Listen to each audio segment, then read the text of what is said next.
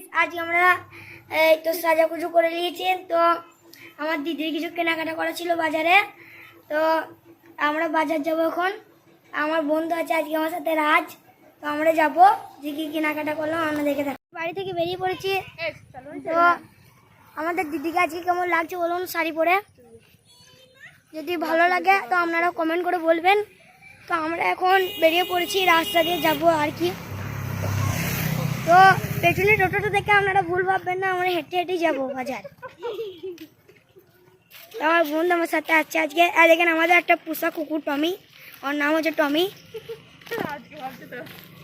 তো আমরা ফুচকা খেতে আসছি, তো আমরা যাব আর খানিকটুকু পথ বাকি আছে।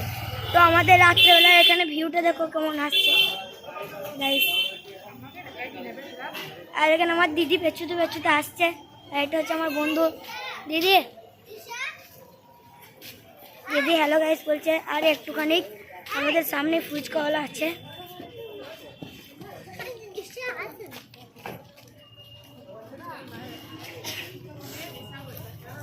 আর এখানে আমাদের ফুচকাওয়ালা আছে, আমাদেরকে ফুচকা খাবো আর দেখাবো।